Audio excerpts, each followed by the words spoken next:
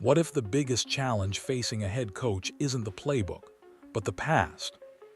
When Kevin Stefanski walked into Atlanta, it was supposed to be a reset. New city, new roster, new opportunity. Cleveland was behind him. The drama, the debates, the noise, all of it left in the rearview mirror. At least that's how it looked on paper. But the NFL doesn't operate on paper. It operates on perception, and perception travels fast. Over the past few months, a narrative has followed Stefanski like a shadow, one tied to his handling of Shedeur Sanders in Cleveland. Fair or not, the conversation exploded online. Fans questioned decisions. Analysts debated development. Social media dissected press conferences frame by frame. What started as football talk slowly evolved into something bigger, a reputation conversation. Now here where it gets interesting. Reports and online chatter suggest that some Atlanta players didn't exactly celebrate the hire. The reaction, according to league insiders and social feeds, has been described as lukewarm. And in today's NFL, lukewarm can be louder than outrage. There's speculation about contract hesitation. There are screenshots circulating of social media activity that fans are interpreting as subtle messages. None of it officially confirmed. All of it impossible to ignore. And that's the real story. Because whether the Cleveland narrative was exaggerated or misunderstood doesn't actually matter right now. What matters is that players across the league watched it unfold. They saw the headlines. They heard the commentary. They formed opinions. And in a player empowerment era where locker rooms communicate faster than front offices, reputation can shape reality before a single practice rep is taken. So the question isn't just whether Kevin Stefanski can win games in Atlanta. The question is whether he can win trust. To understand why this tension even exists, and why the Shedeur effect refuses to disappear, we have to go back to Cleveland and break down how this narrative was built in the first place. Before Atlanta ever entered the picture, the conversation was already building. In Cleveland, Shedeur Sanders wasn't just another rookie quarterback. He arrived with attention, expectations, and a spotlight that most first-year players never experience. Every snap was analyzed, every decision was debated, and every coaching move was magnified. That's where the tension began, not necessarily inside the building, but outside of it. Online commentators started questioning practice reps. Fans noticed rotation patterns. Analysts debated why certain quarterbacks were getting opportunities in specific situations. Some argued it was standard developmental strategy. Others claimed it felt like hesitation. The word sabotage began trending in comment sections long before it ever reached mainstream headlines. Important to note, no official statement ever confirmed wrongdoing. No internal report labeled it sabotage, but perception doesn't wait for confirmation. What made things escalate was how public the debate became. Clips circulated comparing performances. Side-by-side breakdowns hit social media. National outlets picked up on the noise. Suddenly, what could have been normal quarterback competition turned into a character storyline. And in today's NFL ecosystem, character storylines stick. Then came the interviews. Stefanski was pressed about decisions. He gave coach-speak answers measured, controlled, professional. But in the age of viral clips, even neutral responses get dissected. Body language became a talking point. Tone became a talking point. Silence became a talking point. The narrative snowballed. Some former players chimed in. Social media personalities amplified it. Podcasts ran with it. By the time the season wrapped, the idea that Shedeur had been held back had become part of online football culture, whether rooted in fact or fueled by fandom. And that's the key. Because when a narrative becomes culture, it doesn't disappear when you change cities. It follows you. Which brings us to Atlanta, and why the reaction to Stefanski's arrival wasn't just about X's and O's. It was about trust, memory, and the power of perception in a league where players talk. And what happened next inside the Falcons? Orbit made things even more complicated. When Atlanta made the hire official, the public reaction was predictable. Press conference, smiles, standard optimism, fresh start energy. But beneath that surface, something else was brewing. Almost immediately, fans began watching player reactions like detectives. Social media follows, likes, silence, subtle body language during media availability. In the modern NFL, every digital breadcrumb gets interpreted. There were reports that contract extension talks with key players had slowed. No official statement tied it to Stefanski. No direct quote blamed the hire, but online speculation filled in the blanks. Some insiders described the locker room mood as wait-and-see. Others used words like guarded. And in a league built on chemistry, guarded can feel dangerous. Take someone like Drake London, a foundational piece of Atlanta's offense. When negotiations don't move quickly, fans start connecting dots. Is it business? Is it timing? Or is it uncertainty about leadership? Again, nothing confirmed, but perception spreads faster than facts. Then there was the Bijan Robinson social media moment. A liked post, a deleted interaction, a screenshot circulating online. Within hours, it became evidence in the court of public opinion. Was it intentional, accidental, overblown? Nobody knows. But in today's environment, digital actions become narratives instantly. Here's the uncomfortable truth. Players absolutely talk behind closed doors. They train together in the off-season. They share experiences. They compare coaching styles. The NFL community is tighter than people realize. And when one situation becomes controversial, it echoes across group chats. That doesn't mean Atlanta's locker room is collapsing. It means they're aware. And awareness changes dynamics. Because if even a small percentage of players are wondering, what really happened in Cleveland? That question alone can shape how they respond to authority. Trust in the NFL isn't automatic. It's earned daily. And when a coach enters with a cloud, deserved or not, he starts from neutral at best, not from positive. Which leads to the bigger issue. This isn't just about whether Stefanski treated Shedeur fairly. It's about whether the perception of unfair treatment is powerful enough to affect his ability to lead in a completely different city. And that's where things get complicated. Before we talk about Atlanta falling apart, we need to separate emotion from evidence. Because here's the reality. The sabotage narrative exploded online long before any verified breakdown of what actually happened behind closed doors. In Cleveland, the situation surrounding Shedeur Sanders became messy fast. There were reports about first-team reps, rumors about system preferences, claims that Stefanski favored a different quarterback prototype. Some fans believed the offense was being tailored away from Shedeur's strengths. Others argued it was standard developmental management for a young quarterback. Two completely different interpretations, same events.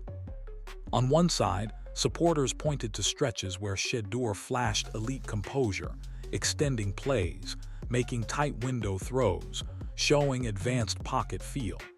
They argued that limiting his reps felt intentional. They questioned why certain packages weren't expanded around his mobility. On the other side, coaching analysts defended the process. They claimed Stefanski was sticking to his scheme principles. That development sometimes requires restraint.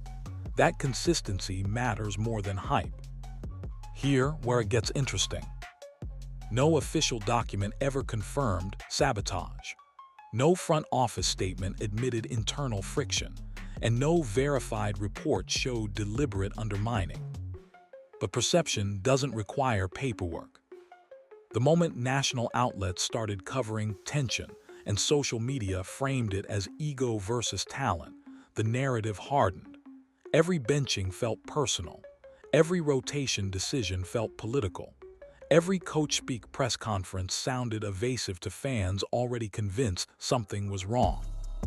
And once that belief sets in, it's nearly impossible to reverse. Especially when interviews surface where Stefanski appears uncomfortable addressing the topic. Was he defensive, misunderstood, or simply frustrated by repetitive questioning?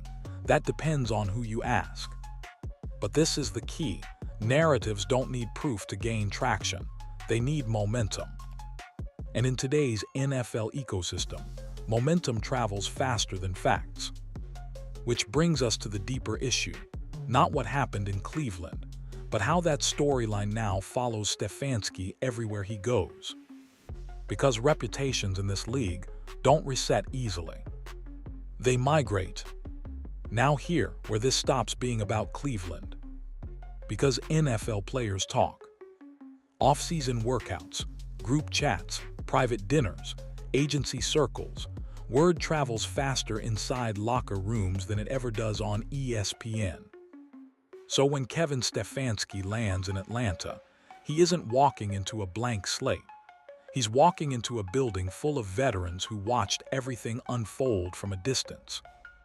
And that's the uncomfortable part. It's not about whether sabotage was proven. It's about whether players believe it could happen. Think about someone like Drake London. Extension talks are delicate. Trust matters. If rumors are swirling that a coach didn't fully back his quarterback in Cleveland, that creates hesitation. Not panic, hesitation. And in contract negotiations, hesitation is everything. Then there, Bijan Robinson. Social media activity gets dissected instantly. A liked post here, a deleted interaction there, suddenly fans are building theories. Does that prove locker room revolt? No. But it fuels the perception that players are watching closely. And perception, again, becomes reality inside a team environment.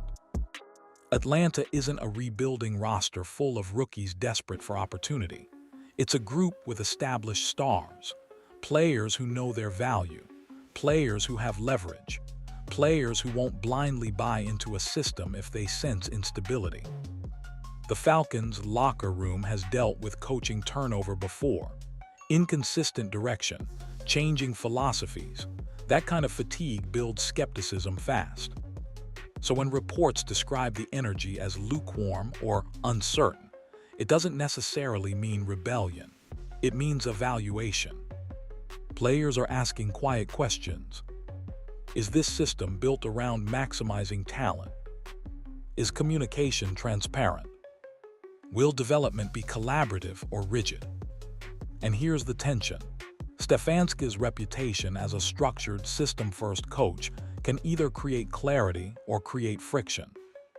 It depends entirely on trust. If the locker room believes he prioritizes scheme over players, that's a problem. If they believe he adapts and evolves, it becomes an asset. Right now, it feels like Atlanta is in the wait-and-see phase. But that phase doesn't last long in the NFL. Because once the season starts, perception turns into wins and losses. And that's when reputations either get repaired or reinforced. Now let's talk about something even more powerful than coaching decisions: narrative control. Because in Cleveland, the battle wasn't just happening on the field. It was happening in press conferences, on talk shows, and across social media feeds. Every time Shedeur had a big moment, critics said he still needed development. Every time he struggled, it became proof that the system was right to hold him back. That's how narratives are built. Not with one headline, but with repetition. And whether fair or not, many fans started believing there was a disconnect between how Shedeur was evaluated publicly versus how he performed on tape. Former players and analysts began quietly pointing out inconsistencies. Some praised his poise, others questioned usage patterns. The debate never fully died. And that's the key. Because when a storyline refuses to disappear, it follows you. Stefanski may have thought a fresh city meant a fresh perception, but in today's NFL, reputations travel instantly. Players don't just consume team media, They see podcasts, former player breakdowns, anonymous reports. They hear what insiders are saying. The locker room isn't naive. If they sense the media once acted as a shield instead of a spotlight, that creates skepticism. If they believe narratives were shaped to protect leadership instead of explain decisions, that trust gap widens. And here's the deeper issue. Players care less about headlines and more about film room truth. If a quarterback makes a read and it's ignored. If a young player flashes growth but doesn't get reps. If praise feels selective. That stuff sticks, even if it's unintentional. Now, does that mean everything reported was accurate? No. Rumors in the NFL spread fast, and perception often outruns proof. But perception still affects morale. And morale affects performance. Atlanta's front office understands this. That's why early communication will matter more than scheme installation. Stefanski can quiet doubts quickly with transparency and accountability, or he can allow silence to let speculation grow roots. Because once players feel unheard, that's when fractures begin. And if Cleveland was about narrative tension, Atlanta will be about narrative correction. The question is, can he rewrite it before it writes him? Here's the part nobody in Atlanta can ignore. This isn't just about Kevin Stefanski. It's about the Shedeur factor. Because Shedeur Sanders isn't a quiet, low-profile backup. He's one of the most visible young quarterbacks in football. His name trends. His games pull ratings. His family commands headlines. Whether people love him or criticize him, they talk about him. And that matters. When a situation involves a player with that kind of spotlight, it doesn't just fade into the background. It lingers. It gets dissected. It becomes part of league conversation. That's what makes this different from a normal coach-player disagreement. If this were any other rookie quarterback, maybe the narrative dies after a few months. Maybe it becomes an off-season footnote. But because of who Shedeur is and who his father is, every decision gets magnified. Every benching becomes a debate. Every press conference becomes a headline. Every rumor becomes a viral clip. And in today's NFL, viral moments shape reputations fast. Now let's be clear, there has never been confirmed proof of sabotage. Much of what's circulating comes from analysts, former players, and online speculation.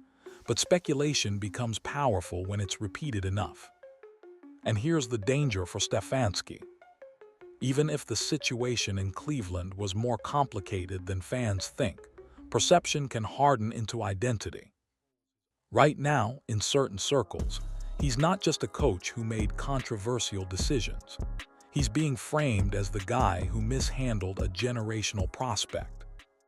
That's a heavy label. Because Atlanta's players are watching how he handles this moment. Does he address it calmly? Does he move on with professionalism? Or does he seem defensive and rattled? Leaders don't just manage playbooks. They manage perception. Meanwhile, Shedeur's response has been almost strategic in its silence. No public feuds, no long rants, just performance, composure, and letting others debate. And that silence can be powerful.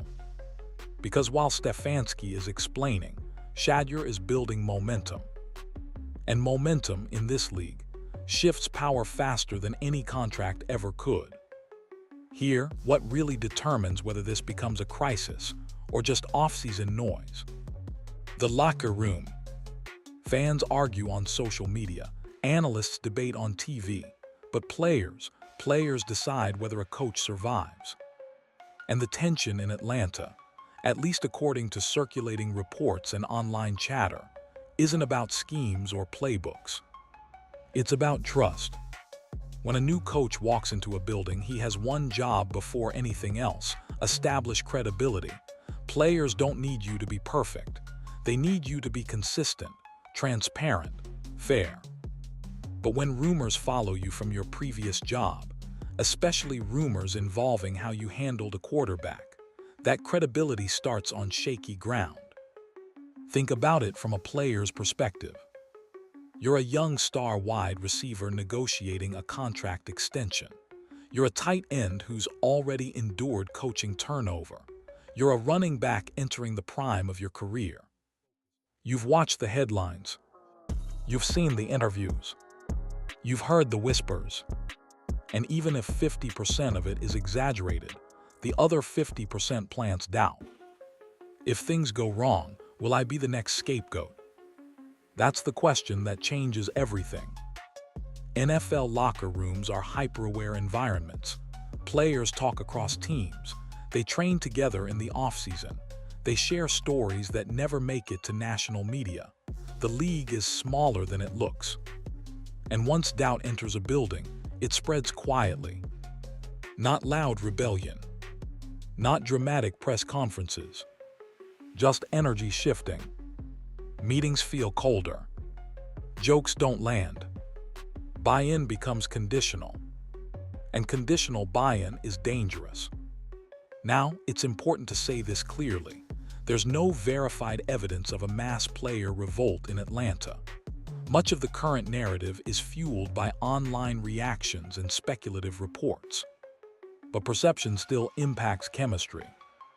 If even a handful of leaders in that locker room feel uneasy, it affects how the rest of the roster responds.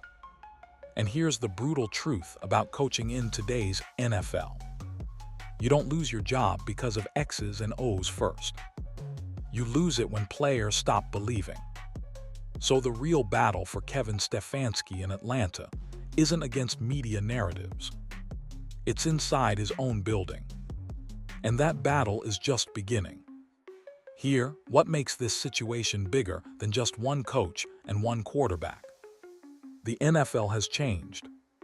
10 years ago, if a coach didn't like a player, that was the end of the conversation. The coach controlled the depth chart. The media often echoed the organization's messaging.